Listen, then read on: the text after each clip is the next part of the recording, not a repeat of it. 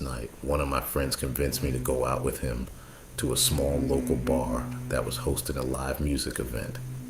I wasn't really interested at first, but after some insistence, I agreed just to get out of the house for a while.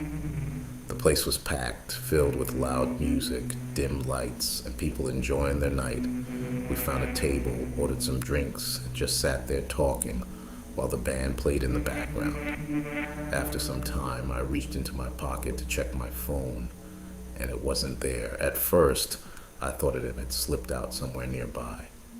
I checked under the table, around the chairs, and even went to the bathroom to look for it.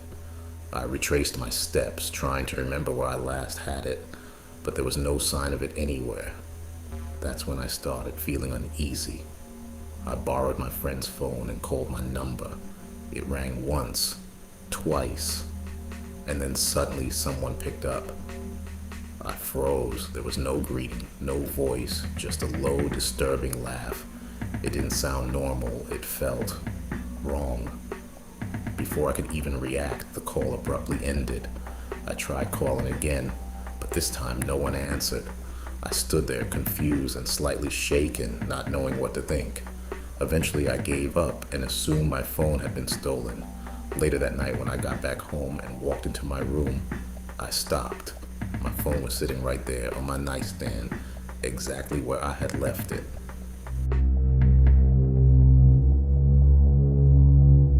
When I was a kid, my mornings were always the same.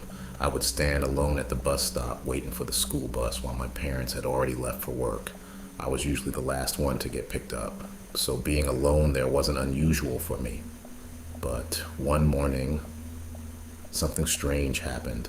As I stood there waiting, a bus pulled up in front of me. At first I didn't think much of it, but as soon as the doors opened, I noticed something was off. There were no kids inside, not a single one. The driver looked at me and gave a strange smile before telling me to get on the bus. His tone was calm, but something about it didn't feel right. I hesitated for a moment before asking him where the other students were. He quickly replied, "We'll pick them up next. Just get on." The way he said it made me uncomfortable. He became more insistent, repeating himself and urging me to hurry. There was something about his behavior that made my instincts kick in. I took a step back and said no. He paused, looked at me for a second, then just shrugged and drove away. A few minutes later, the real school bus arrived, filled with students like usual. Everything went back to normal, but that incident has stayed in my mind. That night, I told my parents what had happened. I still remember the look on their faces. They weren't just surprised. They were genuinely scared. A few years ago, I moved into an apartment owned by a friend of mine.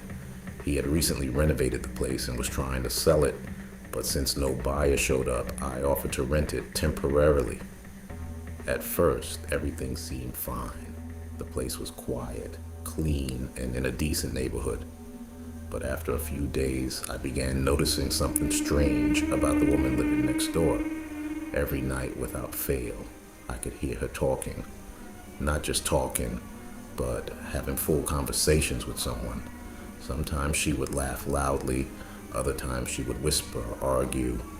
The sounds would go on for hours, making it almost impossible to sleep. One night, after losing patience, I decided to go over and talk to her. I knocked on her door, and after a few seconds, she opened it. As soon as the door cracked open, I caught a glimpse inside, and what I saw made me uncomfortable. The walls were covered with random words and symbols, written in different colors. There were crosses everywhere. The windows were completely blocked, preventing any light from entering. The air felt heavy, and there was a strange smell. I asked her politely to keep the noise down.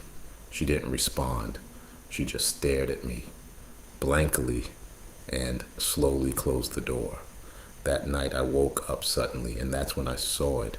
A shadow standing right beside my bed. And that wasn't the end.